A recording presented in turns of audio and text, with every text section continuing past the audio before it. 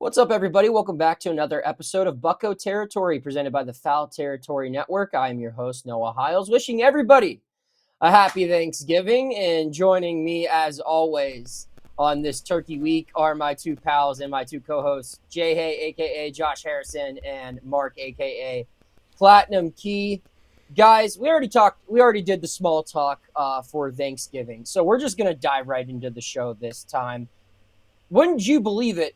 Another national story talking about how hard the Pirates are going to try has been published. It seems like a weekly occurrence now. I mean, they're leading the league in trying this offseason, and that's got to count for something. The media press is on. Yes, right? You get a ribbon for trying? I don't know. Josh, I got to pull up your baseball reference page. I know you're a multi-time All-Star. How many trying awards did you get? Zero? Zero. Okay. Well, you gotta get the little meme fell for it again ribbon. I don't know if you guys have seen that on Twitter, but yeah, here we go. So we've got a lot to break down in this athletic report. We also have an exclusive. My coworker Jason Mackey just had. We're recording this on Tuesday evening, so Jason got a one-on-one exclusive with Pirates team president Travis Williams. We'll dive into that a little bit as well. But first, before we get into everything, a word from our sponsor. If you are still carrying a clunky leather brick that can be mistaken for an old school wallet, may I introduce you to what Eric Kratz is getting himself for the holidays. I mean, this is the greatest wallet that I've ever seen in my life. Your credit cards fit in here. It's adjustable, lifetime guaranteed. Like this is a must-have for the holidays. Absolute must-have. Ridge Olive Matte. That is the design that Kratz has right now, and you can get a hold of that. There's over 50 plus colors and styles to choose from over at Ridge. You can even get a wallet that features every NFL, MLB, or college team. And for a limited time, Ridge is having their huge Black Friday sale. Head to ridge.com/foul to get up to 47% off your order. This is by far the biggest discount they've given all year. That's ridge.com/foul for up to 47% off your order during their biggest sale of the year. After your purchase, they'll ask you where you heard about Ridge. Tell them Foul Territory sent you. Awesome. So, guys, The Athletic runs this report earlier this week. I believe it dropped Monday. Ken Rosenthal and Evan Drelich were the two authors behind the report, two guys that I have a ton of respect for, especially when they work together. This is the duo, if you're unaware, that uncovered the Astros cheating scandal. So when they get inside information, it's pretty good. And there's a lot to break down in this report. I'm just going to hit some bullet points, and then we can kind of discuss everything. It starts off by talking about how the Pirates are indeed interested in Schwarber, Jorge Polanco, Ryan O'Hearn. That's a new name that surfaced. The Orioles slugger, longtime Orioles slugger, I believe. He's traded to San Diego. Is that right? Where did he get traded to? I want to say that's correct. Yeah, that right. sounds right. And the deadline. Yeah. And then Okamoto is one of the two premier Japanese players that they've already been linked to. The news that came from this that caught a lot of people in Pittsburgh's attention is that they never actually offered Josh Naylor a contract. Mark's showing this graphic now. We can take it down because we're going to really dive into this in a bit. But in addition to that, it kind of questions the Pirates' intent on why they want to spend. It seems like everyone is hearing word about how they're going to spend their money this offseason, how payroll might go up and this and that. But this was the first article that kind of questioned why exactly they're motivated to do that. So I want to start there, guys. I thought that was interesting. Candidly, I kind of always had that in the back of my head too. You look at last offseason. Who was the surprise big spender that no one saw coming? It was the team that had to relocate to a minor league baseball stadium. The Oakland Athletic, well, not even the Oakland Athletics now, the Athletics, formerly known as the Oakland Athletics, signed Severino to that big deal, right? And they were talking, didn't they extend Rooker as well? Mm-hmm. They were dishing out all this money, and people were like, wow, why are they trying now? They just relocated. But sometimes when you don't spend money for a while, it's a bad look for the sport. And that is kind of implied to be the case behind the Pirates and the Marlins' desire to spend this offseason. The reporting from Drellich and Rosenthal, kind of suggested that they're trying to spend potentially to make themselves look better with the new CBA ahead. They're trying to show that, hey, with this collective bargaining agreement that we're gonna come up with, we're not trying to upset all the owners of the big market teams who are consistently putting together high payrolls. And look, we're trying to. Look, we just signed such and such. We just spent $60 million this offseason. Look, we're trying to. See? That's one thought of it. That would be under the frame of mind that a salary cap isn't coming. And if there is a salary cap coming, I guess you could think that maybe they're trying to add payroll because they know that they're going to have to get close to a cap floor. And I would have to imagine neither of those teams right now, both of them sub $100 million payrolls, would be anywhere close to what the floor would be. So are they doing this to actually compete, or are they doing this to simply stay in the game as owners? Josh, we'll start with you. It's not a question of rather what you think, but more, does it matter? Does it matter the intent for a team when they're spending money? Or if they're spending money on better players, is that just, who cares why they're doing it? It's a good thing. I'm going to go yes and no. One, you got to spend money to win. And as you said, the two teams mentioned have not spent money in. I mean, you look at the Marlins, I'm sure they're probably looking to trade Sandy Alcantara, who will probably, free up some more money. And whether they're trying to do it to keep up with the CBA or not, honestly, I think it doesn't really matter. If you're going to spend money, there's going to be some people that are going to be really excited about it, and that's your fan base. And that's who you should be worried about, is the guys that, wear that uniform in that fan base. So if they spending money in hopes of, trying to make themselves look good amongst other owners, you want to make yourself look good amongst other owners and stuff, go put a winning product on the field and don't worry about the CBA, because, that's something that's down the road, but, that can get a little dicey. That can get a little tricky. So for me, the motive has to be about putting a winning product on the field. And if you're going to do that, you have to go spend money. And if it's anything to do with the CBA, you'll probably see a lot of moves that don't make sense.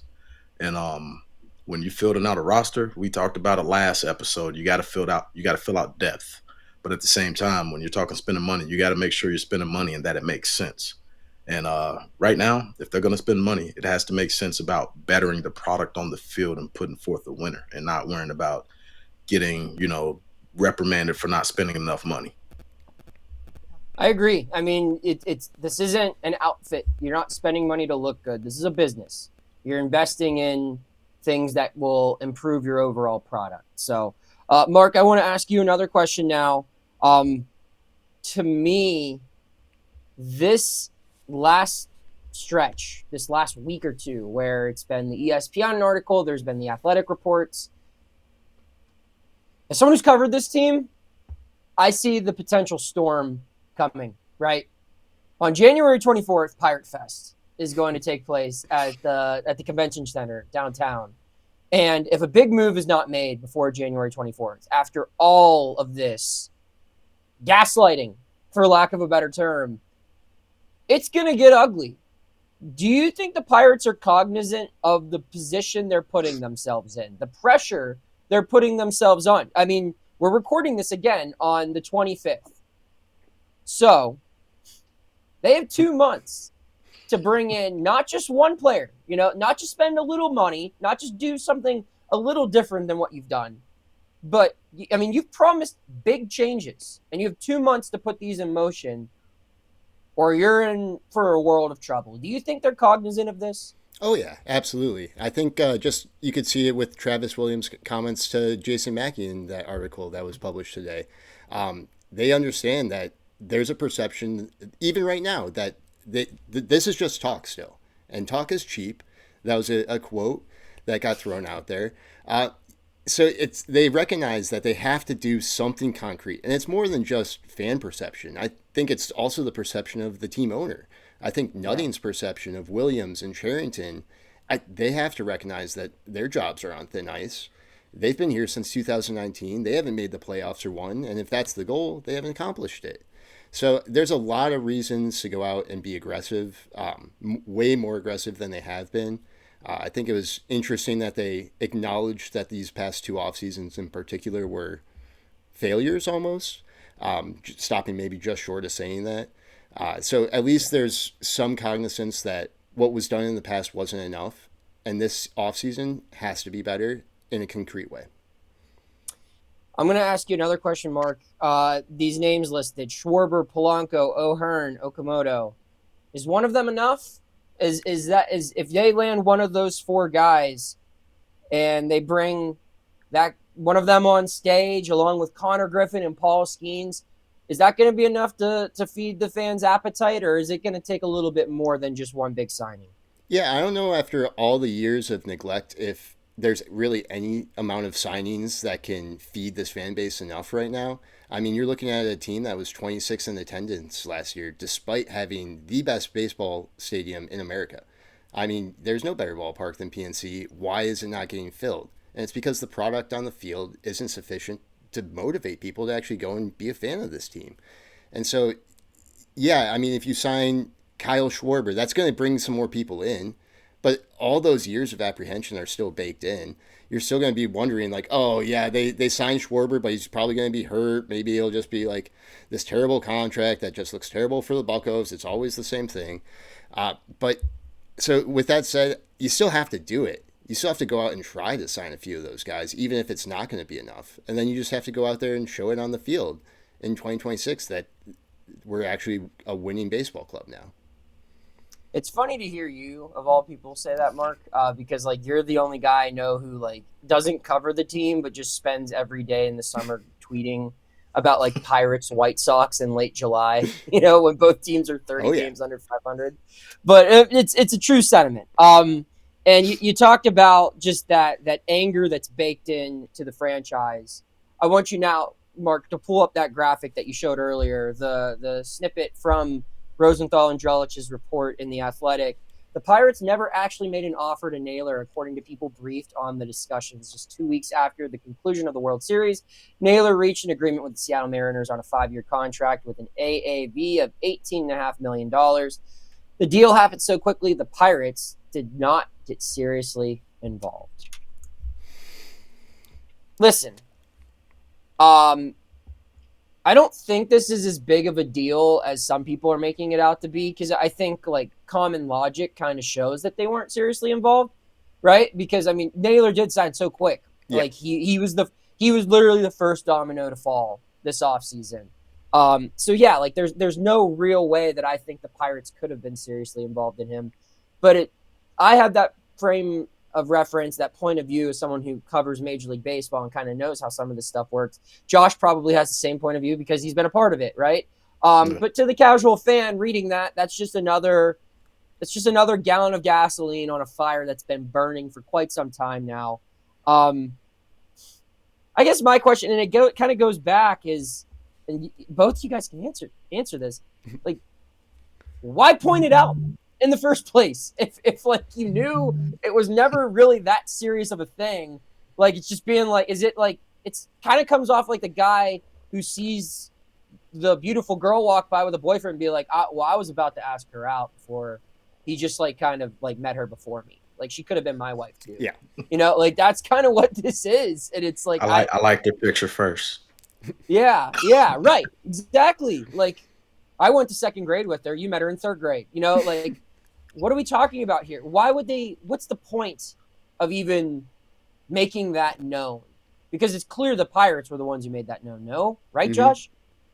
I would say, yeah. And hit on the point that Mark just spoke on not too long ago is why mention it to make it seem like they're trying to do something. Not that saying that they're not, but putting that in the media is gonna, rile up some fans. Oh man, we were in on Naylor, or oh, we're going for it. And as you said, knowing the behind the scenes and how things happen very quickly, to know that, yes, they were interested. But to say that they were ever involved, didn't really have time. But to put that out is definitely gonna get people switching from being upset to, oh man, if they're gonna they missed out on Naylor. And it's just one of those things that I don't want to say it's a pump fake, but it tugs at people's emotions because once it's happened before, it's kind of in the back of mind, oh, here we go again. It's gonna continue to happen. And this offseason has a chance for them to say, hey, we're not pump faking. And I'm gonna use the word pump fake because this could be one of those situations where, oh, we're in on them, and then you come out and say, oh, they never really made an offer. And like you say, that's gonna be a big deal to some people, but for people that know how things go behind the scenes, you know, you you're gonna talk. Okay, what's the starting point? But at the end of the day, if the Pirates never got to a starting point because Seattle was so aggressive, I mean, what can you really say? Yeah, we were in on them, but it might have lasted for 13 seconds. Yeah, 'cause finishing in second in free agency yeah, doesn't mean anything. Yeah. And especially like when the actual offer never happened, it's maybe just better to just, say who you are actually in. Yeah, we right? would have Like Kyle considered- Schwarber hasn't yeah. signed yet. That's worth talking about. I don't know. yes, Yeah, and again, it just sets, like, I want to go back to like what I brought up to Mark and like give some more of my own thoughts on it. They're putting a lot of pressure on themselves, man. And I mean, this is a team that's run by a general manager that has not been able to sign a single external free agent to a multi-year contract. It's a team that's ran by a general manager that for a long time has been on the wrong end of a lot of trade returns. And now all of this rhetoric that's running in the Athletic, that's running in ESPN, that's running in the Post-Gazette where I work, it's writing a lot of big checks. We're seeing that Nutting has these expectations, right? That Travis Williams has these expectations, right? Well, Ben Cherington better deliver. He has had 6 years to deliver, and it hasn't worked out.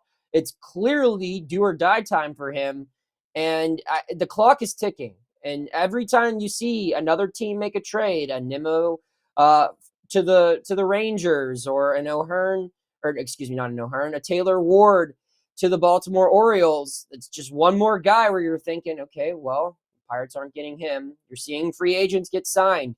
All right, well, that guy's not going to the Pirates either. And it's going to make these fans very antsy as this time goes on. I understand the winter meetings haven't started yet, but the more they keep talking on record, off record, on background, the more they keep talking and saying how much things are going to be different is the more pressure they're putting on their front office to actually make it different. And when your bucket of resources aren't going to be that exponentially different than past years, you're writing a lot of checks that I hope you can cash, both figuratively and literally. So that'll be interesting. And to conclude this whole episode here, I want to dive into something that Mark already alluded to a little bit. The interview with Travis Williams, my coworker Jason Mackey had it. Just want to read some of these quotes. And I mean, he talked about how great the pitching staff is. But this quote, I believe it's the second quote in the story from Travis. We think we missed the mark in being aggressive last offseason.